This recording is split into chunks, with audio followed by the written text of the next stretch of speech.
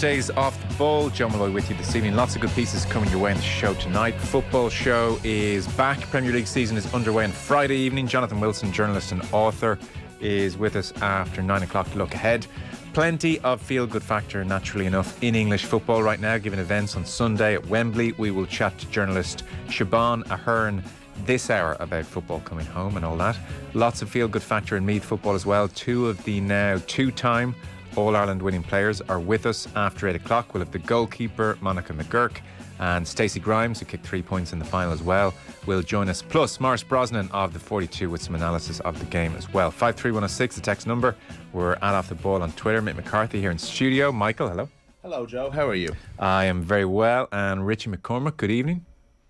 Gentlemen, how are we? Beautiful evening in Dublin. I checked the weather last night. It was only raining, but it's turned out to be very warm, very nice out there. Has it, yeah? Because I came into work at about 12:30 today and it was raining, and then I haven't left the air-conditioned building that we're in since, and I got a message from home saying, Jesus, it's boiling here. It's like 26 degrees. It's like, doesn't really mean anything to me, I have to say. Well, I mean, I don't know if newer cars are more accurate, but when I get into my car, which has been sitting in the sun, you get in initially, it's like 29 degrees in the car, and you say, well, I'll start driving and see what it comes down to. I only got down to 26. Right, okay. Yeah, no, that's a warm day out there. Can't you see Richie there covered in sun cream? He's been out the back working. I've the blind down. That's blind up, blind down. So, yeah, I literally have to keep the blind down to save myself from sweating like a pig here, because the sun shines in this room in the evening, which in the winter is fine. In the summer, not so great, because it makes a room like that. God Almighty, you couldn't cool it down for love nor money, Joe. No, I'm telling you, those west facing in the evening can be tricky territory, Mick. But on we go. So England feeling good about life right now. Euros winners. Were you happy for them, Mick? And rightly so. Was I happy for them? So I was watching this in a pub with a couple of friends of mine, and there was an well, you know that, like, that first goal, by the way, was an absolute. I just thought it was a beautiful nice goal, classy finish. I would say. Yeah. Just educated quick thinking, finish. Beautiful technique and execution.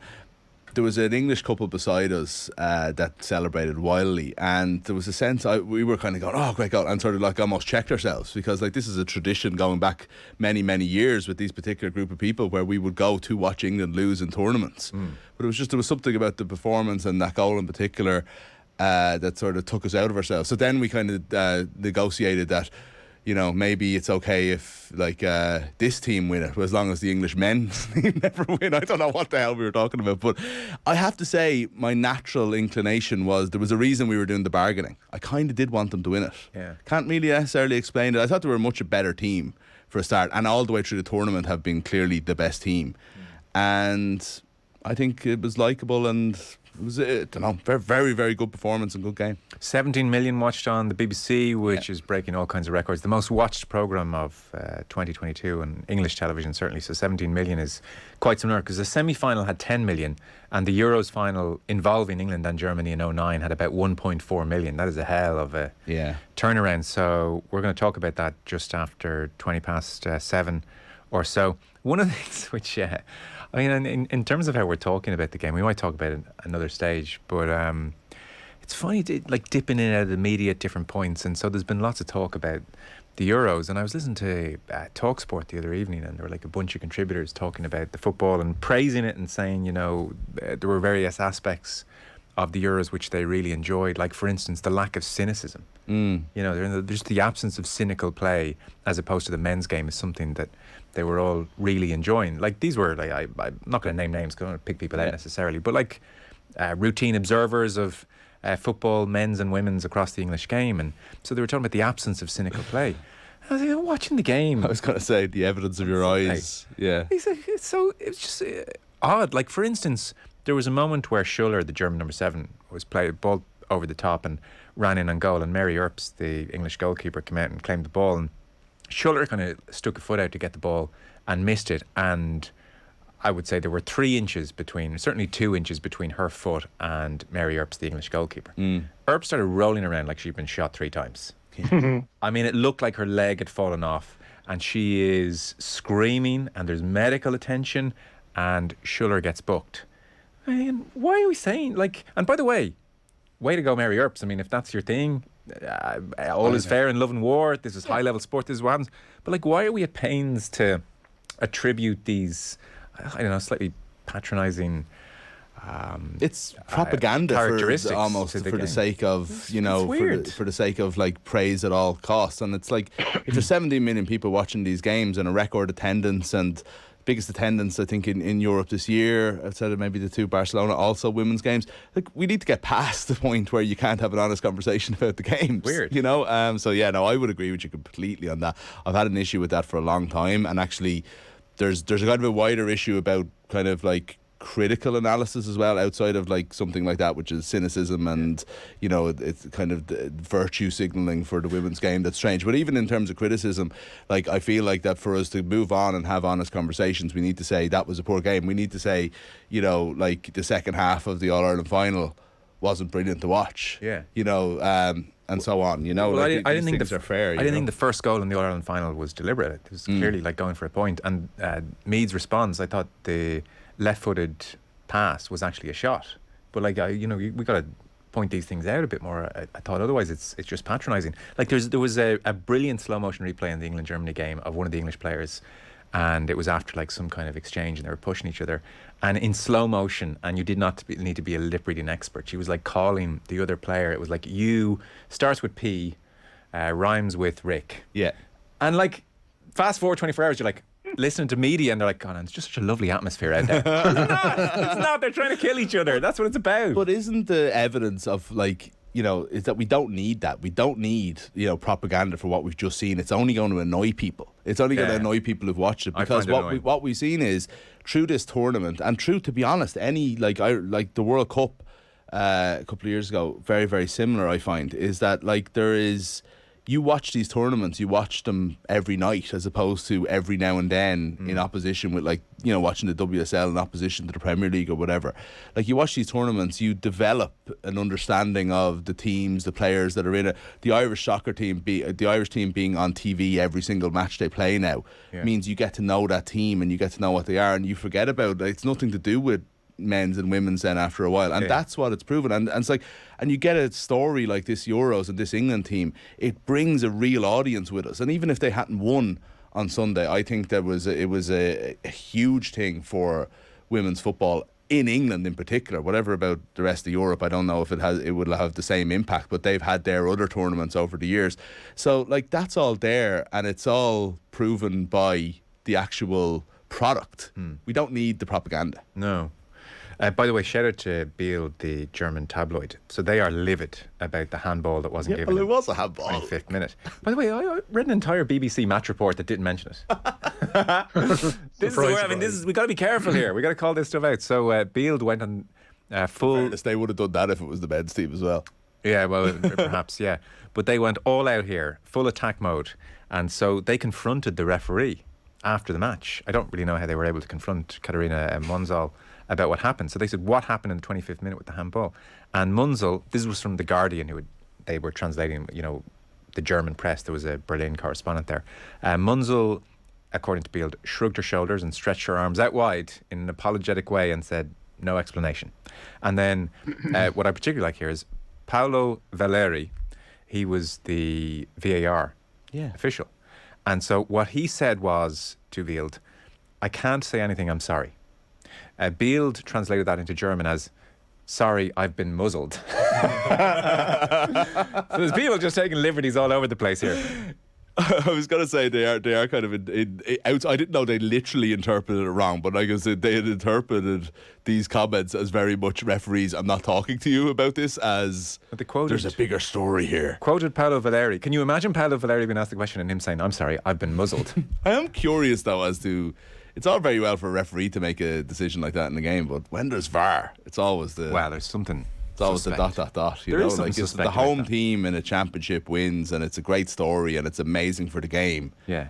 And we just forget about the fact that a referee and a video referee ignored a cleared handball. I'm not alleging outright corruption. I hope not. That's all I'm saying. No. I don't know what happened, but it was a strange moment. We should crack on. The Newsround is brought to you with Gillette Labs for an effortless finish to your day. Richie, you have news of Stephen I didn't expect Stephen Kenny to be popping up here of a Tuesday. Yeah, no, it's just a month ago until these Nations League games where he was out launching the summer schools program with the FAI today, and he hopes to see John Eustace's successor appointed by next month's international window. Eustace was part of Kenny's backroom team for just one window, being appointed manager at Birmingham this summer. Ireland face Scotland and Armenia in the Nations League next month, with Kenny wanting to secure the second in the group. We still have the opportunity to finish second in the group. It'd be difficult to win the group from this position, so that's the way we have to approach it. Second in the group can still, we're not certain it would give you a playoff for the Euros, but depending on how results go, it can get you a playoff for the Euros as well. So it's important for us to try and have a strong September. And 2 tough games, of course. Got to go to Hampden. Scotland will be looking to, obviously having won 3-0, that'll be a tough game for us. From our point of view, obviously we lost in Armenia, so we've Armenia at home, and we'll be determined to do well. So they're two good games. That interview with Stephen Kenny and Will O'Callaghan is up on our various social channels, YouTube, Twitter, etc., and also on the OTB Sports app. If you want to download that, it's in your app store. So it was a one-on-one chat there with Stephen Kenny and Will O'Callaghan. We have European football draws, Richie, for the various Irish sides involved. Yeah, Shamrock Rovers have learned of their 2 potential paths to the Conference League group stage. Should they beat Skopje in the 3rd qualifying round of the Europa League, they'll continue in that competition against either Karabag or Ferencvaros. A defeat over 2 legs to the North Macedonian champions means they'll place Balkani from Kosovo or Iceland's KI in those Conference League playoffs. Basel or Brombu await St Patrick's Athletic if they manage to come through their Conference League qualifier with CSK Sofia over the next week or so. And the potential reward for Sligo Rovers fending off Viking is a tie with either Donetsk Streda or Romania's FCSB. You might know them previously as Steaua Bucharest. Okay, very good. Will they be happy? I think the main point of concern for both Sligo and for St Pat's is to come through these next ones. I think literally everything is bonus territory, I think, from here on. I don't know realistically if they would have been each targeting the group stage of the Conference League. Like, it's an ideal situation, obviously, but as a realistic aim, I'm not sure. Rovers very much want group stage football in whatever competition they happen to be still in come this time next month. And yeah, I mean, it looks like they're going to be in the Conference League group stage, because you kind of figure if they don't beat Skopje, then they will beat one of the Kosovan or KI from Iceland. It's a very winnable playoff tie in the Conference League, and if they come through the Europa League, sure, it's onwards and upwards from there, and they can go and achieve what they want. Now, Richie, the next story, the draw has been made for the 2nd round of the FAI Cup. Yeah, last year's beaten finalists Bohemians drawn away to Lucan United in the 2nd round of the FAI Cup. Shamrock Rovers, meanwhile, they face a tricky trip to Drogheda United. Dundalk are also on the road. They'll be away to Wexford, and Derry City, in a real mouth-watering tie up at the Brandywell, will play host to First Division leaders Cork City. Now, one of the success stories, I think, of recent years at Liverpool has put pen to paper. Yeah, Diogo Jota has signed a new 5-year contract at Liverpool. The Portuguese forward is currently out with a hamstring injury, but he is expected to resume training in the next fortnight. Jota's new deal will keep him at Anfield until at least 2027, with the 25-year-old describing his new contract as a fresh start. Some of the text in, I've decided I'm not going to commit to the new Ireland assistant to memory. I don't have enough brain space. I mean, a lot of turnover there, to be fair. Will you stop begrudging England and spreading hatred? Please, you're always at it, John. Geez, I would have thought we're actually, if we get accused of anything, John, it's been a little bit too pro-England, I would say. Look, I always said this. I always want England to lose at football. It's Sorry, John, you're absolutely right. I apologise. It's nothing to do with hatred of anything. It's just it's just sport, really. But I didn't want them to lose on Sunday, so if anything, I've grown. This is progression, John. Yeah. You wanted England to win. The worst part of all this is that people can't praise the women's game without having to dig at the men's game. As for the commentary and the BBC, ridiculously biased, says Michael in Finglas. I think it's fair enough it's biased. Yeah, you have to kind of. I was watching a bit of the Commonwealth Games yesterday, actually, and just thinking to myself, God, good for you, Mick. Good for you. I could really do look without the everything just being, wrapped up in how it affects the British athletes. Specifically, and then thinking to myself, well, that's exactly how we do things.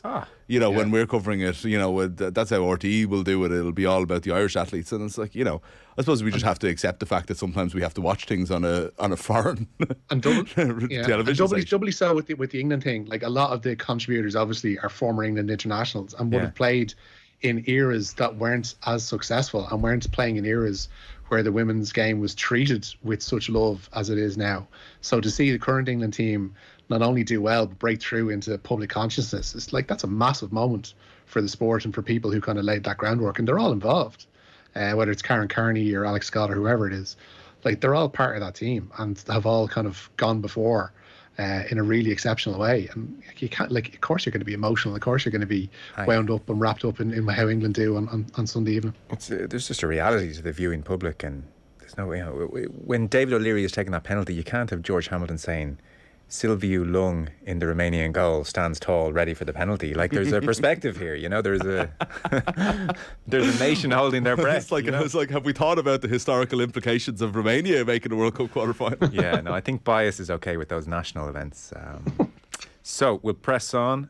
Tonight's football, Richie? Yeah, Rangers begin their Champions League qualification process. They're playing last year's Belgian surprise package Union SG in the third qualifying round tonight. Kick-off in Brussels at 7:45. The eventual winners of that tie will play either Monaco or PSV Eindhoven in the playoff round. Those two also playing their first leg this evening. Tiger Woods' bank manager spat out his or her cornflakes when they saw Greg Norman's interview today.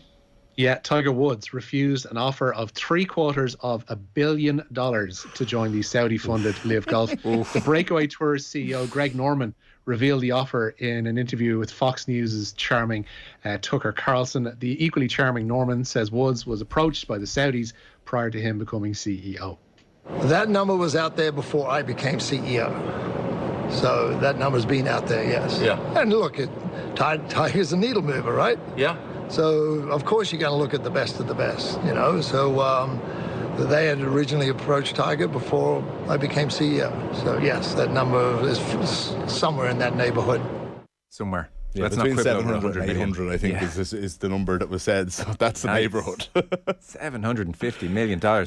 Even Tiger, who was never going to go, I think, had to think about that for a minute or two. Well, I suppose the question is, does everybody have their price for the $1 million man? Yeah. And in this case, like, is that for Tiger's price to be above 800 million suggests that maybe he doesn't have one for this. Now, also, you have to remember how rich a man Tiger Woods is and how much earning potential he has even for the rest of his life. He's just become billionaire actually this year. Yeah, Woods. Well, he could have been could have been a 1.75 billionaire.